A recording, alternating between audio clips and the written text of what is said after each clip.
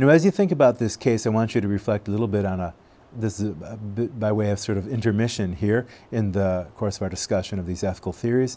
Many people, when they're confronted with philosophers theorizing about right and wrong, are apt to respond with something like the following. Look, right and wrong are all a matter of your point of view, or they're subjective, or they're relative. So I want to discuss a bit this doctrine known as moral relativism to get us to think about what it means and to ask you whether or not it's something that you really want to accept. I don't want to try to argue that it's definitely right or wrong, but I want you to think through some of its implications in order to clarify your thinking about this.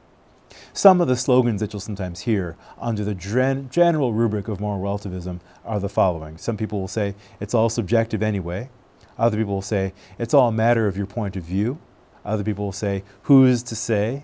Others will say, how can I or anybody sit in judgment of someone else? I want to come back to each of these kinds of ideas in just a moment. But first, let me distinguish between two flavors of relativism. Just as we distinguish between two putative flavors of utilitarianism, I want to think about two different forms that relativism might take. Let's call them quotidian on the one hand and robust on the other.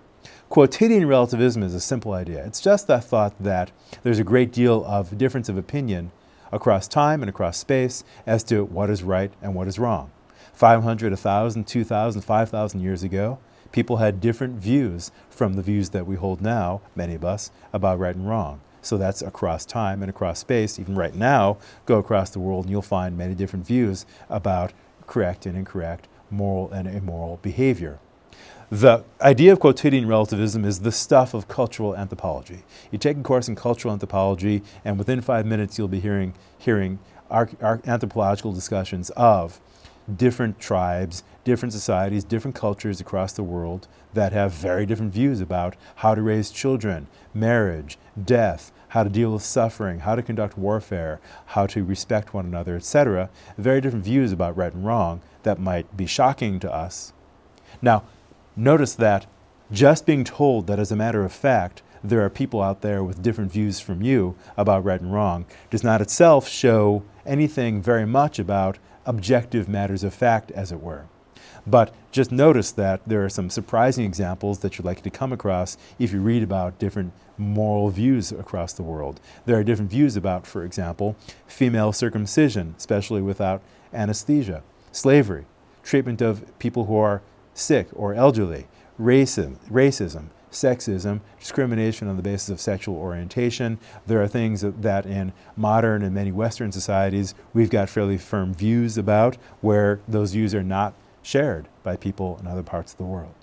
So now we have to ask, how am I to settle disputes if people are disputing about these things?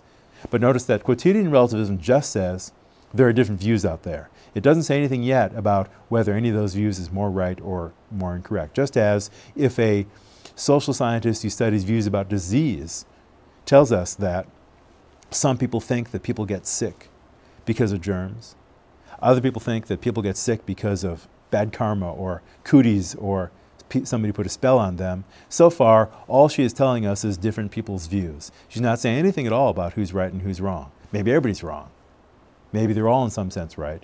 But just describing people's different views is not itself to take a stand on whether or not any of those views is correct or incorrect. So too, quotidian relativism just says people have different views. It remains completely silent on whether any of those views is correct, incorrect, etc.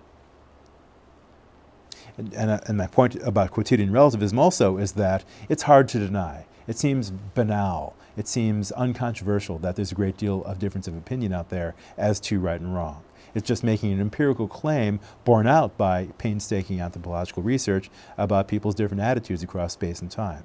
But it doesn't pass judgment in any sense on any of those views as being correct or incorrect, at least if it's carried out and discussed carefully.